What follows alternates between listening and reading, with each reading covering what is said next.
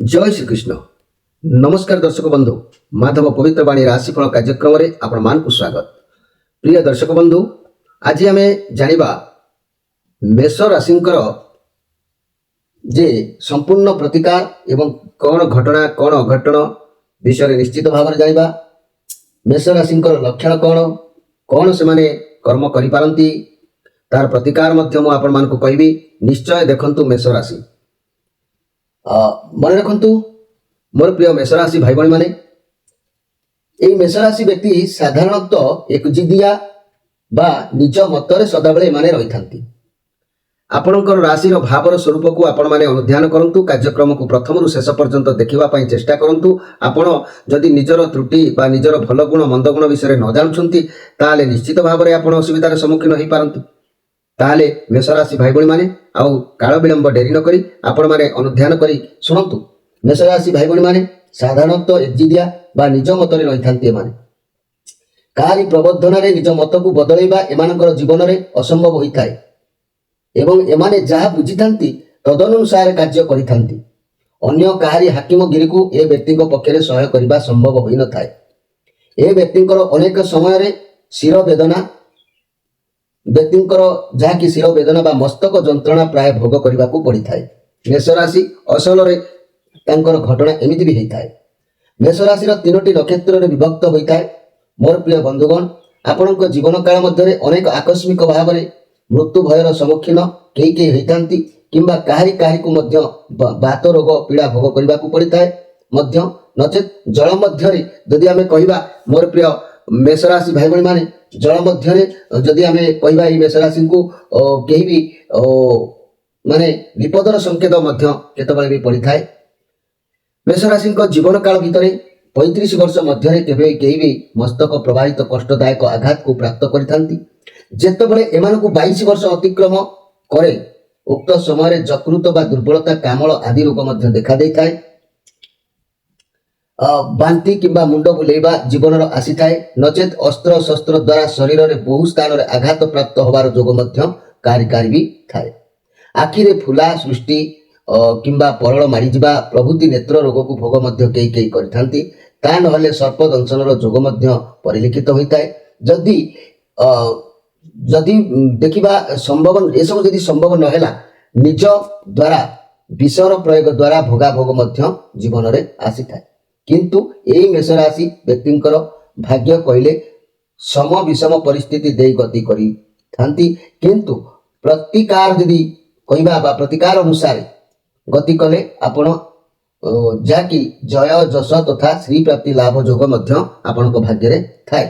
यही मेष राशि व्यक्ति मान जदि प्रतिकार न करूछंती अनेक घटना लाइफ रे भी घटिबार जोग भी मध्य देखा देई थाए। आपण माने जानि रखंतु जदि आपणकर मुंड और मुख रे क्षत चिन्ह रहउची कोनोसी गोटे क्षतर चिन्ह रहउची तेबे देवी देवता मानकर आशीर्वाद आपणक ऊपर रहिबो। आपणकर भक्ति मध्य रहिबो। आपणकर राशि अधिपति ग्रह हेले मंगल। मंगलकर शुभ दृष्टि हेतु आपण मरणात्मन अवस्था मध्य निजको जीवित रखि पारिबे। मन रखंतु आपणक जीवन रे बहुत प्रकार झड़ झंझा तथा उतान पतन लागि रहिबो। तथापि आपण बहु संघर्ष देई निजको परिवर्तित करि चलिबे।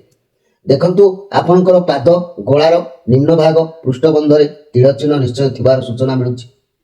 या द्वारा सुख वैभव तथा धन संपत्तिर अधिकार निश्चित मिलिबा सूचना। तेणु आपण प्रतिकार मध्य रहिबा दरकार अछि। प्रतिकार करंतु मध्य मोर प्रिय मेष राशि भाई भाई माने प्रतिकार कले आपणकर समस्या ऑटोमेटिक परिवर्तन हो जिवो। कारण जीवन रे केते भूल कर्म करबा को पड़ुछि जा द्वारा तार प्रभाव रे माने हमको अनेक समस्या रे घांटी हेबा को पड़ुछि। जेमिति अधिक ऋण रोग संसार में मतांतर व्यवसाय रे क्षति शत्रु बुद्धि चाकरी प्रतिबंधक एवं दारिद्रता भितर समय गति करि चलीछि। ये सबरो लाभ उठेबा निमंते हमको स्थिति को सजाड़िबा को आवश्यक अछि। मोर प्रिय मेष राशि भाई भाई माने जदि कोनोसी कर्म न करिवे प्रतिकार न करिवे मु अनेक थर प्रतिकार विषय बहुत प्रकार प्रतिकार उदाहरण देके कहिछि। अंधार राति रे जाउछंती जदि आमे आलुओटी न देखैबा टॉर्च टी न मारिबा ताले किछि कंटा किछि विपद किछि अघटन भी घटी पारे। तेणु आमे जानुछंती अंधार राति आमे मारी चलुछंती तथापि प्रतिकार यदि करूछंती टॉर्च धरंतु किंबा मेष राशि जो असुविधा अच्छी तार प्रतिकार यदि करूछंती निश्चित भाव में आपण लाभान्वित रहिबे। माता पिता भाई भौणी सुख आपणक पई आनंददायक नुह କିନ୍ତୁ ବ୍ୟବସାୟ କ୍ଷେତ୍ରରେ ପ୍ରତିଷ୍ଠା ଲାଭ କରିବା ଯୋଗ ଥାଇକି ବି ଆପଣ ଋଣରେ ଛଟପଟ ହେବେ। ମନେ ରଖନ୍ତୁ ମୋର ପ୍ରିୟ ମେଷ ରାଶି ବନ୍ଧୁଗଣ, 28 ବର୍ଷରୁ 42 ବର୍ଷ ଏବଂ 56 ବର୍ଷରୁ 61 ବର୍ଷ ପର୍ଯ୍ୟନ୍ତ ବହୁ ପ୍ରକାର ଲାଭ ଶୁଭଦାୟକ ଯୋଗ ଆପଣଙ୍କ ଭାଗ୍ୟରେ ରହିବ। ଏସବୁ ବର୍ଷ ମାନଙ୍କରେ ସବୁ ଦିଗରୁ ଆପଣଙ୍କର ଉନ୍ନତି ତଥା ବହୁ ଲାଭଦାୟକ ସମୟ ଉପସ୍ଥିତ ହେବ। ଏଣୁ ପ୍ରଚୁର ଧନ ଯାହାକି ପ୍ରଚୁର ଧନ ପାଇବାର ଯୋଗ ମଧ୍ୟ ଆପଣଙ୍କର ରହୁଛି ଭାଗ୍ୟରେ। ଖାଲି ରହିଲେ ହେବ ନାହିଁ, କର୍ମ କରିଣ ଫଳ ପାଇ ପ୍ରାଣିତା ଅବଶ୍ୟ ଭୁଞ୍ଜଇ। ଆପଣ ଯଦି କର୍ମ ଅବହେଳା କରୁଛନ୍ତି, କର୍ମରେ କୌଣସି କାର୍ଯ୍ୟ ଲଗାଉନାହାନ୍ତି, ତାହେଲେ କିପରି ହେବ? ତେଣୁ ମନେ ରଖନ୍ତୁ, କର୍ମ କରନ୍ତୁ। ବ୍ୟବସାୟରେ ସଫଳତା, କର୍ମକ୍ଷେତ୍ରରେ ପ୍ରମୋଶନ, ପ୍ରତି ଲୋକଙ୍କ ସାଙ୍ଗରେ ସଦ୍ଭାବ, ସ୍ତ୍ରୀ ସହିତ ଦାମ୍ପତ୍ୟ ଜୀବନର ସୁଖ, ସମ୍ପତ୍ତି କ୍ରୟ କରିବା, ବିଦେଶରେ ଭ୍ରମଣ, ଯେତେ ସୁଖ ଶୁଭ ଫଳ ଭାଗ୍ୟରେ ଆସିବା ଯୋଗ ଅଛି। କିନ୍ତୁ କାହିଁକି ଆସୁନି? ମଣିଷ ଜୀବନରେ କିଛି ନା କିଛି ତ୍ରୁଟି କରିଥାଏ, ଯାହା ପ୍ରଭାବରେ ଆମ ଭାଗ୍ୟର ଭାଗଫଳ ଆମକୁ ମିଳିନଥାଏ। ଏଣୁ ବିନୀତ ଅନୁରୋଧ କରୁଛି, ଆପଣଙ୍କର ଭାଗ୍ୟର ଉଜ୍ଜଳ ନିମନ୍ତେ ଯାହା ପ୍ରତିକାର ମୁଁ କହୁଛି ଆପଣ ଥରୁଟିଏ କରିକି ଦେଖନ୍ତୁ।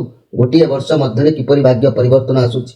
ପ୍ରତ୍ୟେକ କ୍ଷେତ୍ରରେ 100% ଶୁଭ ଫଳ ପ୍ରାପ୍ତି ନିଶ୍ଚିତ ଭାବରେ ହେବେ, ଏଥିରେ ସନ୍ଦେହ କରିବାର କିଛି ନାହିଁ।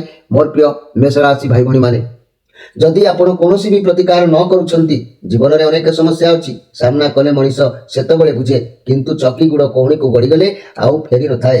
କାରଣ 41 ବର୍ଷ, 55 ବର୍ଷ, 62 ବର୍ଷରୁ 66 ବର୍ଷ ମଧ୍ୟରେ ନାନାଦି ଦୁଃଖ କଷ୍ଟ ଭୋଗ କରିବା ଯୋଗ ମଧ୍ୟ ମେଷ ରାଶିର ଅଛି।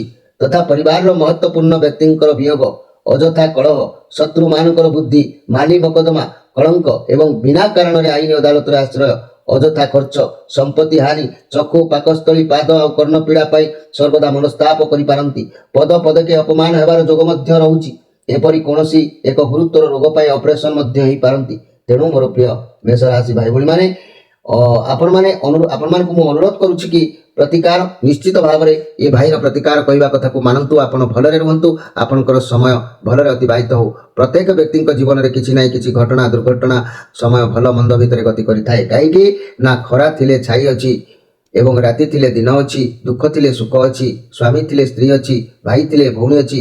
ତେଣୁ ପ୍ରତ୍ୟେକ ଜିନିଷ ଯୋଡ଼ି ହୋଇକି ରହିଥାଏ। ତେଣୁ ଆପଣ ପ୍ରତିକାର କରିବା ପାଇଁ ଦୃଢ଼ ସଂକଳ୍ପ ନିଅନ୍ତୁ। ମେଷ ରାଶିର ବିଭିନ୍ନ ପ୍ରତିକାର ବିଷୟରେ ମୁଁ ଆପଣମାନଙ୍କୁ କହୁଛି। ମେଷ ରାଶି ବ୍ୟକ୍ତି ଯଦି ଡେଉଁରିଆରେ ଅରକ ଗଛର ବା ଅର୍କ ବୃକ୍ଷର ଚେର, ଶ୍ଵେତ ଅର୍କ ବୃକ୍ଷର ଚେର କିମ୍ବା ମାଣିକ କିମ୍ବା ପ୍ରବାଳ ରତ୍ନକୁ ଧାରଣ କରୁଛନ୍ତି, ବିଶେଷ ଭାବରେ ସୁଖୀ ଆପଣ ହେବେ। ଜୀବନରେ ଅନେକ କିଛି ଶୁଭ ଫଳ ଆପଣଙ୍କୁ ଭୋଗ କରିବାକୁ ପଡ଼ିବ।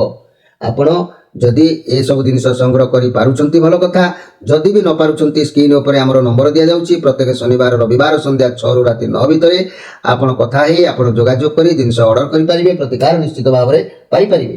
ଯଦି କେହି ଭାଇ ଭଉଣୀମାନେ ରତ୍ନ ଧାରଣ କରିପାରୁନାହାନ୍ତି, ତେବେ ମୋର ପ୍ରିୟ ମେଷ ରାଶି, ଆପଣଙ୍କର ରାଶିର ଅଧିପତି ଗ୍ରହ ହେଲେ ମଙ୍ଗଳ। ମଙ୍ଗଳଙ୍କ କାରଣରୁ ମଧ୍ୟ ଋଣ ବା ରକ୍ତପିତ୍ତ ସମସ୍ତ ରୋଗ ଯଥା ଯାଦୁ, ଭଗନ୍ଦର, ଗ୍ରହଣ, ଅସ୍ଥି ଭାଙ୍ଗିବା, ରକ୍ତସ୍ରାବ, ଅଗ୍ନି ହେତୁକ ଦାହଦି କିମ୍ବା ଅର୍ଶ ରୋଗର କାରଣ ମଧ୍ୟ ହୋଇଥାଏ ଏହି ମଙ୍ଗଳଙ୍କ କାରଣରୁ।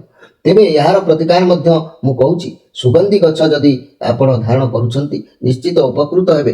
ଯଦି ଏହି ସୁଗନ୍ଧି ଗଛ, ମୋର ପ୍ରିୟ ମେଷ ରାଶି ଭାଇ ଭଉଣୀମାନେ, ସୁଗନ୍ଧି ଗଛକୁ ଯଦି ଆପଣମାନେ ସଂଗ୍ରହ କରି ନ ପାରୁଛନ୍ତି, ତାହେଲେ ଆମ ସହିତ ଯୋଗାଯୋଗ କରନ୍ତୁ। ନମ୍ବର ଦିଆଯାଉଛି। ପ୍ରତ୍ୟେକ ଶନିବାର ରବିବାର ସନ୍ଧ୍ୟା 6ରୁ ରାତି 9 ଭିତରେ ଯୋଗାଯୋଗ କରି ଅର୍ଡର କରିବେ। ଆମେ ଆପଣଙ୍କୁ ମାଗଣାରେ ମଧ୍ୟ ଏହି ସୁଗନ୍ଧି ଗଛର କବଚଟି ଆମେ ପ୍ରଦାନ କରୁଛୁ। କାହିଁକି ନା ଯେହେତୁ ଆପଣମାନେ ଆମର ଚ୍ୟାନେଲକୁ ଦେଖୁଛନ୍ତି, ସବସ୍କ୍ରାଇବ କରିଛନ୍ତି, ସେଥିପାଇଁ ଆମେ ଆପଣଙ୍କୁ ମଧ୍ୟ ଯେତିକି ସମ୍ଭବ ସାହାଯ୍ୟ କରିପାରିବୁ। କିନ୍ତୁ ମେଷ ରାଶିର ସ୍ୱାମୀ ମଙ୍ଗଳଙ୍କର ପ୍ରିୟ ମଧ୍ୟ ରୁଦ୍ରାକ୍ଷର ହେଉଛି ତିନିମୁଖୀ। ଏହାକୁ ଅରିଜିନାଲ ଯଦି ଆପଣ ଧାରଣ କରୁଛନ୍ତି, ଏହାକୁ ଧାରଣ କଲେ ମେଷ ରାଶିର ଜୀବନ ମଙ୍ଗଳମୟ ହୋଇଥାଏ। ଜୀବନର ଗତି ଏହି ତିନିମୁଖୀ ରୁଦ୍ରାକ୍ଷର ଧାରଣ କରିବା ଦ୍ୱାରା ଉଜ୍ଜଳ ହୋଇଥାଏ। ଏହି ରୁଦ୍ରାକ୍ଷର ଧାରଣ କରିବାର ମନ୍ତ୍ର ମଧ୍ୟ ମୁଁ ଆପଣମାନଙ୍କୁ କହୁଛି। ଓମ୍ କ୍ଲିଂ ବିଷ୍ଣୁ ଦେବାୟ ନମ। ଏହାକୁ ଆପଣମାନେ 108 ଥର ଜପ କରି ଏହି ରୁଦ୍ରାକ୍ଷର ଧାରଣ କରିବ। ବହୁତ ଲାଭପ୍ରଦ ନିଶ୍ଚିତ ହେବେ। ଥରେ ବ୍ୟବହାର କରି ଦେଖନ୍ତୁ। ଯଦି ଆପଣମାନଙ୍କର ଏଭଳି ପ୍ରତିକାର କରିବା ପାଇଁ ଆପଣମାନେ ଚାହିଁବେ, ତାହେଲେ ଆମେ ଆପଣମାନଙ୍କୁ ନିଶ୍ଚିତ ଭାବରେ ଏମିତି ଏକ ତିନିମୁଖୀ ରୁଦ୍ରାକ୍ଷର ଆପଣଙ୍କୁ ପ୍ରଦାନ କରିପାରିବୁ ଅର୍ଡର କଲେ। ତେବେ ଭାଇ ଭଉଣୀମାନେ, ନିଶ୍ଚିତ ଭାବରେ ମାଧବ ପବିତ୍ର ବାଣୀ କାର୍ଯ୍ୟକ୍ରମ ସହିତ ଯୋଡ଼ି ହେଇକି ରୁହନ୍ତୁ। ଆଉ ପ୍ରତ୍ୟେକ ସମସ୍ୟାର ସମାଧାନ ପାଇଁ ଆପଣମାନେ ନିଶ୍ଚିତ ଭାବରେ ଲାଭ ଉଠାନ୍ତୁ। ପ୍ରିୟ ମେଷ ରାଶି ଭାଇ ଭଉଣୀମାନେ, ବେଶୀ କିଛି କହି ଆପଣଙ୍କୁ ମୁଁ ସମୟ ନଷ୍ଟ କରିବାକୁ ଚାହେଁନି। ସ୍ୱଳ୍ପ ସମୟ ଭିତରେ ଯେତିକି ମୁଁ ଆପଣମାନଙ୍କୁ ସତର୍କ ଦେଲି, ସତର୍କ କଥା କହିଲି, ଆପଣମାନେ ନିଶ୍ଚିତ ଭାବରେ ଯଦି ପସନ୍ଦ ହୋଇଥାଏ ଲାଇକ୍ କରିବେ, ସେୟାର କରିବେ ସାଙ୍ଗମାନଙ୍କ ସହିତ। ଆଉ ଆମର ଚ୍ୟାନେଲକୁ ଯଦି ସବସ୍କ୍ରାଇବ୍ ନ କରିଛନ୍ତି ନିଶ୍ଚିତ ଭାବରେ ସବସ୍କ୍ରାଇବ୍ କରି ଆପଣମାନେ ଆମର ଏହି ଜିନିଷକୁ ଅର୍ଡ଼ର କରନ୍ତୁ। ଦେଖିବେ ଆପଣମାନେ ନିଶ୍ଚିତ ଉପକୃତ ହେବେ। ପ୍ରିୟ ଦର୍ଶକ ବନ୍ଧୁ, ସମୟ ଅତିବାହିତ ହୋଇଛି, ଆପଣମାନଙ୍କ ଠାରୁ ବିଦାୟ ନେଇ ରହୁଛି। ନମସ୍କାର।